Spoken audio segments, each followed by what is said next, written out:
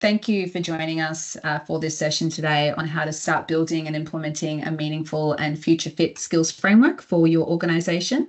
I would like to begin by acknowledging the traditional owners of the land where I am today, the Turrbal and Jagera people here in Brisbane. I pay my respects to elders past and present, and I extend that respect to all Aboriginal and Torres Strait Islander people and to the traditional owners of the lands on which you are all joining us from today, from all around Australia. Before we get stuck into the session and the wonderful world of skills-based workforce management, I will give you just a really quick intro into who we are and what we do at WithYouWithMe. So first of all, my name is Sia Kupritzis. I'm the Chief Customer Officer here at WithYouWithMe, and I'm joined today by Laura Berman, who we see on the screen right now, but she'll be speaking shortly. And Laura is one of our consultants who is certified with SFIA, which is a globally recognised skill framework for the information age. So she's an expert on all things skills, skill framework, skill mapping. And we're very excited to have you here with us as we explore a topic that I know is front of mind for many leaders, which is how to get started in a practical way with this concept of skills-based workforce management. In terms of what you can expect from the session today, we are going to try and keep it quite educational, and we'll keep things to 30 minutes as we do have those hectic calendars. And Laura is going to start by taking you through the basics of skill frameworks, including a best practice example of a framework you may want to consider using before giving you a bit of a practical look at what an implementation might look like once you've decided the path you're going to take. We're then going to jump into the process of how, once you have a framework in place, you can start to map and understand the existing skills of your people, as well as understand their potential to learn new skills. And finally, we'll give you a brief walkthrough about how you can use some tools to streamline the process for you, both in terms of AI automation, but also just really to ensure that your skills framework is dynamic and actionable across your organizations, from managers right down to team members. The intent is really to ensure that you walk away with some information that makes you feel more confident in terms of how you could get started and be in a position to explore skills mapping for professional development or internal mobility or a whole range of different options. I can see quite a few familiar names in terms of those joining us on the call today, but for those who are new, WithYouWithMe is a global workforce intelligence company that works with organizations all over the world to solve skills challenges end to end. So that's everything from building skill frameworks to skill mapping employees' current skills and their potential to learn new skills, and then using these workforce insights to develop really targeted professional development, reskilling, career mobility, or even hiring plans.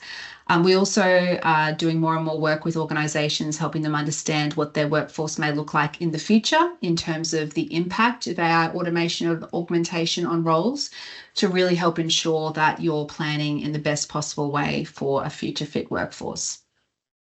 And how that looks in practice obviously differs for every organisation, but as one of the earliest operators in this space, we have been doing it for almost 10 years, we do like to always start with a really comprehensive and robust skills framework and mapping job roles down to the specific capability and skill level. And we do have a tech platform that you sort of see there that does allow us to do this at scale, and it does a lot of the legwork for customers by essentially helping them assess current skill level and then overlaying that with an individual's potential to learn a skill. And obviously then using that data, we can clearly map out learning opportunities for individuals to excel in their current role, or identify upskilling pathways matched to natural strengths, or highlight if there is a gap where you might need to bring new talent in or use technology to solve that problem. And essentially, it's an exercise for organisations to get to know every employee, bring them on that journey, and understand how they can support themselves and others in the team, not only for their current role, but what their future careers with an organisation may look like. So on that note, I will pass you over to Laura to dive into the approach on how we do get started with building that skill framework. Over to you, Laura. Thank you, Sia. Now, before I dive into the discussion, and hello everyone, I wanted to pop up a quick poll. So that should show in a second, because I'm really keen to understand where on the path your organisation is in terms of understanding workforce skills. So perhaps you have already started mapping this out. Also keen to hear about, like, do you have a tool that helps you build your framework, and also is able to pull out key insights for planning to support capability initiatives? Because the understanding the skills you have versus the skills you need without clear visibility means that workforce planning becomes reactive rather than strategic. So, as Sia mentioned today, we just want to talk to you about some of the key steps to building that foundation, which is the skills framework. But before I get into the weeds, I want to start with a key concept and why getting this right is important when we're trying to understand people from a skills-based perspective. So we hear a lot of confusion in the market about the difference between a skill, a competency, a capability, or even tools. And so here's the distinction. A skill is the ability to perform a task competently. It's developed through learning and experience, and it covers both technical skills, so something like software development, but also behavioural skills, so things like leadership. Skills can be classified by proficiency levels, and this helps us understand how well someone fits a role based on what they can do, not just their qualification or years of experience. And skills are front and centre for many organisations right now because of the nature of how things are changing and so rapidly. So organisations need to be more inclusive and comprehensive about how they understand capability. And it's not just looking at static job descriptions or CVs. So the approach that we take here at WithYouWithMe when we're supporting organisations is what we call the 3 Cs. But essentially, when we're looking at capability programs, we start with clarity. So that's around the roles and their alignment to organisations' strategic goals. And from here, it allows us to then understand the capability. So we can start to uncover natural strengths, validate opportunities for growth and learning. And it's with that clear alignment and understanding that you can start to close any skills gaps and start preparing for future pathways. So today, I'm going to focus on clarity, so that rapidly understanding the skills that your organisations need to thrive, but then also the capability part. So how you can identify, assess, and then validate your employees' current capabilities. And today I wanted to make it really practical.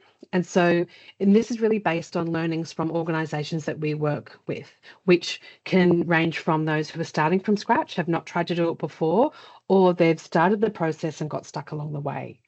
And I guess there's sort of 4 key steps that really ensure the success. So this is starting from defining the why. Step 2, like gathering all the information that you already have at hand in the organisation. Finding a trusted framework or a unique language that you can use around skills. And then step 4 is making it living and breathing. So something that your team will use and become part of their everyday working. So looking first at step 1, and before building that skills framework, is defining the why. And it might sound really obvious to say this, but being clear from the outset on what you're wanting to achieve will help to build your business case. And that then ensures that the organisation will come along with you on the journey and then can also continue to invest in the initiative. Because quite often these initiatives are a small part that can grow from there. So consider something that's a clear initiative or goal that you're wanting to achieve as a group. And that could be workforce planning, maybe it's talent management or learning and development. Consider also key stakeholders. And I would suggest not just from HR and learning and development, but also business leaders, managers, and team members, because all of those people are critical and their input will shape the framework and make sure that it's practical, relevant, and then also will be widely adopted. So when adopting a skills-based approach, it's definitely not just a structural change. It's probably more a change management exercise. So having those stakeholders is essential. And the other part is definitely start with a pilot group. And that will help you to refine the approach, build the buy-in. You'll create the advocates across the organisation, because taking a thoughtful and phased approach will mean that you can successfully embed the skills-based thinking. And then that will make sure that it's easier to then align roles, develop talent, and future-proof the workforce. So the next part would be around then gathering that role information. And when we think about building an understanding of skills within the organisation, the best place to start is with what you've got. And job descriptions is a great place to start. But they can also be sometimes used for job ads and other things. And so often they lack detail and clarity, or sometimes they actually inflate the breadth of the level or the skill that's required for a role.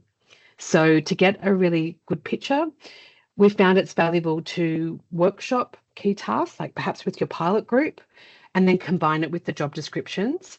And that really helps to uncover what the real responsibilities are, expectations, and then incorporate any growth opportunities that you might have for roles. From there, we also incorporate role leveling. So perhaps you have a known structure within the organisation, and it's good to know that from the outset, because you can start to map the flow of roles. And then that sort of sets you up when you're wanting to define things like clear career progression pathways and internal mobility initiatives. So once you've got all of that foundation, the final step is selecting and applying this information to a universal skills language. So I mentioned before a definition of skills. And when organisations start looking at skills mapping, you'll often come across other terms like taxonomies and ontologies. And I'm not going to get bogged down into the detail. And I know that there's some L&D experts on this call who know a lot more about this. So I'm just going to put it simply that a taxonomy is about naming and grouping skills, and ontology takes it a step further by connecting and relating those skills and even linking synonyms. But what we actually need is something more practical, and that's where a skills framework comes in. So instead of just listing skills, it describes what it looks like to demonstrate them and also across levels of proficiency. So as an organisation, at WithYouWithMe, we work with lots of different frameworks, but we typically recommend for organisations starting out, take a look at SFIA, Skills for the Information Age. And there's many reasons for this. And one of the most important things is that it's a really robust multi-level framework. So it's not just beginner, intermediate, advanced, and that's it. It's a lot more granular, so you can pinpoint the exact level that someone needs to be at. And it's also a really practical structure that you can then use for performance, growth, and workforce planning. If you want to go deeper around this whole language of skills, my colleague Paul has written a fantastic blog, and it really breaks down this in more detail. So we'll share a link in the chat, and we'll share after today's session. But yes, you can use any framework, but for the purposes of today, I'm going to use SFIA as the example. So a little more on SFIA. It's a globally recognised framework, and it provides that common language and structure for defining the skills, behaviours and knowledge needed for professionals across all industries. So what makes SFIA really powerful is that it's flexible and its breadth. So unlike frameworks that are tied to a single domain, so just marketing or just finance, SFIA spans across sectors. So it moves beyond job descriptions and focuses on what people can actually do. And it breaks down the roles into skills and behaviours with clear levels of responsibility. So it means that organisations can assess consistency, match people to roles, and also plan development with confidence. The other thing is that it's updated regularly and by industry practitioners, so that it means it's always staying relevant, especially as we're in this market that's changing rapidly all the time. So in short, SFIA gives organisations a structured, adaptable and future way to manage skills. So I'll just dive in a little bit more to SFIA if you don't know about it. So a bit of an overview. And there's really 3 layers that form the SFIA framework: behaviours, attributes and levels of responsibility. So behaviours and attributes I really like the foundation of the SFIA framework. And these are the areas that are often referred to as those soft skills. So the attributes of autonomy, influence, complexity, as well as knowledge required, and also those business or behavioural factors collectively define the foundation of a role. You then have 7 levels of responsibility that provide that multi-level view or framework of those aspects. So if you think about those different levels, from a level 1, that could be when you're learning the ropes and you're following instructions closely. From level 2, you're starting to do things on your own, but you might still have some guidance. For level 3, you're starting to do things or those tasks independently. Level 4, you might be, set up and doing things alone, but also starting to help others or take some steps for leadership in an area. Level 5, it might be that you're making things go well, and you're setting benchmarks, but also you're giving advice to others. And then when we hit level 6, you're starting to influence those decisions, perhaps at a department organisation level. And then level 7, that's that strategic level. So leading a whole project, setting the strategy, inspiring and mobilising a whole team. So keeping that in mind, we then apply professional skills.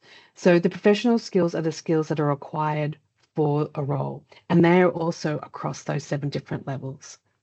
And context is key here. The specific professional skills required will vary depending on the individual role, their responsibilities, and also the organisational context. So in SFIA, there's 147 professional skills, and they've grouped them into 6 categories. But rather than being tied to a specific department or domain, they act like a lever. So that's something that can be applied to many different roles within an organisation. Now, not all professional skills have 7 levels of responsibility. So there might be some skills that aren't needed at that sort of routine level 1, or you might not see them at that strategic organisational space. So an example I'll give you here is digital marketing, which exists between that level 2 to level 5. So from a level 2 in this space, an individual would be assisting with campaigns, but still being supported by others. From level 3, they're starting to step up, maybe take the analytics from that campaign and starting to use that, still following along guidelines. From level 4, they're starting to really plan and execute the campaigns. They're analysing results. Perhaps they're even implementing automation. So they're increasing their proficiency, both in terms of responsibility, but also their knowledge and their sort of execution of the skill. And then with level 5, they'll be leading all aspects of the digital marketing space. So that could be strategy, budgeting, and implementation. So that's the skill level. So in terms of skills, so that's great, but what about applying it to a specific role? So I just wanted to break down a little bit around a specific role and a bit of the approach. So firstly, we'll take a job description. So in this case, we've got the customer support representative.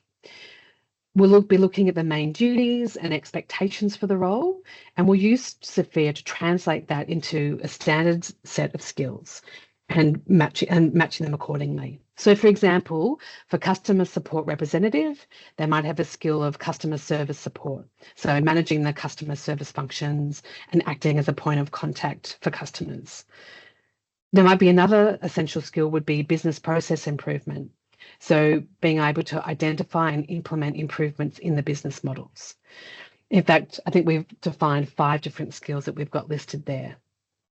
Then we would assign SFIA levels. So for each of those skills, at what level does this particular role operate? And that could be anywhere from that level 1 to a level 7, depending on the role.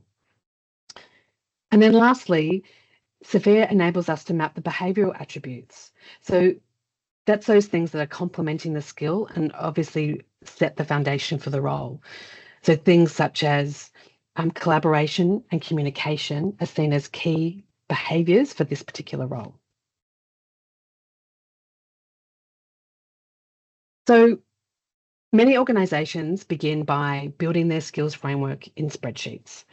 And that's a good place to start. And spreadsheets are great for mapping the skills. But the challenge is spreadsheets can't easily show you the capability within the organisation. So it doesn't bring your framework to life or make it possible for people to want to use it day to day. It can be hard to manage and can be difficult to keep updated. And it's quite often not sort of simple to use or accessible. A skills framework is more than just defining the roles, but it's also about being clear, aligned, and making it usable. So it has to be something that people will come back to again and again as their skills develop. So that's when I want to show you the tool that we use. So it takes us beyond a list of skills and actually starting to build success profiles.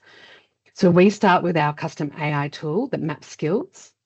We then validate them with HR leaders and confirm with teams. And then from here, the data becomes actionable. So it enriches one-on-one conversation, it informs learning plans, and supports workforce development in a really meaningful way. So welcome to the Potential platform. And it's here that we start to build out our success profiles. The platform's designed to support you in uploading and validate skill-based roles. And once those roles are uploaded, our tools give you a way to assess and visualize capability across the organisation. For team members like Sammy here, they can log in and see their current role, the skills required, and self-assess the level that they're working at. And I want to flag here, we've designed this to be an objective process. The required skill levels aren't revealed until both the team member and the manager have completed their assessments. The next thing is I'll move on and show you what it looks like from that manager's perspective. And we'll start here at the manager dashboard. And this is where they can organise their team, they can view and run skill assessments, but also get insights for an individual's development plan. So managers also have a skill profile view, and this is where they validate an individual, so in this case, Sammy's skill levels based on the observations. They'll get a detailed view that shows both perspectives, so that team member and the manager assessments side by side. The platform provides a clear and data-led view that sits at the centre of alignment conversations. Together, managers and team members can review required skill levels, identify strengths, and also discuss work examples that are in progress. Managers can use this data to discuss upskilling opportunities against role requirement, including linking directly to online resources. And development planning is then built directly from the skill assessment. And you're able to create action plans that both the team member and the managers can create, update, and review, and just become part of a regular team rhythm. And they can be very comprehensive. So with this skills framework in place, I wanted just to show you a little bit more about how you can then unlock more information or other opportunities, such as internal mobility. So a great example here is Sammy, who's currently a software developer, shows up as having really strong skills and personality that would be a perfect fit for an upcoming sales role. So from within this one platform, you not only gain an understanding of current role alignment, but you can also unlock information to support internal mobility initiatives. So that's looking at the individual level and where we can validate the skills and plan development. But when we scale up to team, department, or organisation, the platform gives us unprecedented visibility. So it shows where we have strengths, where there might be critical gaps, but also how we align against specific benchmarks. So this means that leaders can make smarter decisions on workforce planning, learning investments, but also internal mobility. And it really ensures that capability can grow exactly where it's needed most as things are evolving and changing. So in short, we move from just managing skills at an individual level to unlocking that organisation-wide insights that will help to drive performance, but also that future readiness. So a skills framework has the ability to support many initiatives. So once you've got that in place, you can run initiatives from all levels, the employee engagement level, up to team performance, but also informing workforce planning and getting a really clear view of what's happening there. And by taking a skills-based view, it really helps to build that connection between how skills underpin everything. And they help to accelerate this change and drive meaningful results for an organisation. So I'm going to leave you here with a checklist for getting started and building that foundation for your framework, starting from that building the business goal and setting your pilot team through to building out the framework. Of course, I'm here to help. So please do reach out if you wanted to just talk about skills frameworks or getting started, and I'm definitely keen to support. But I'll throw back to Sia to see if we had any interesting results come out from our initial poll. I was on mute. Classic. We did get some results, which is great. So I'm sure you guys can all see that there in your chat, but it is interesting to note the majority are looking at accurately forecasting future skills and staffing needs, 45%. The next most popular is aligning workforce planning with shifting business priorities, and then finding and retaining the right talent in a competitive market at 18%. So good insight, I guess, just in terms of what your peers are thinking in this space and why this topic is of interest in informing those certain programs. And I think I would just echo Laura that what we're really hearing from many organisations when they come to us is that skills and skills frameworks have been on their minds for some time, but it's really only been the past 6 to 12 months that it's becoming a strategic priority for organisations right up to that board level, because of this impact of technology, digital transformation, digital maturity, AI augmentation, automation.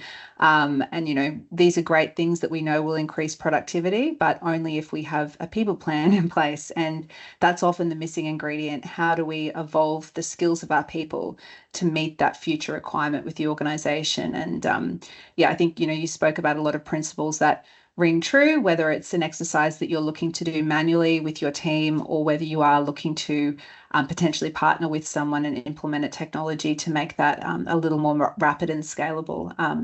But yes, I think it was a great session. I hope you all found it really valuable. We have recorded and we will be circulating the recording plus the slide deck, and we'll also share a few additional resources with you. We probably have time for one question, and I see Chantel has posted in the chat, so thank you for that, Chantel. And the question is, how do organisations typically get such buy-in from managers to support such an extensive audit process? For example, the skill ratings aspect for every employee, but also the input into the skills taxonomy, and then ensuring it's maintained as the roles evolve, which is a great question. Do you want me to answer that, Laura, or do you want to share your experience? I'll start. I'm sure you'll have some notes as well, but I think it's back to that pilot because it is that's a great question because it can be a really big initiative, especially when you're getting so detailed.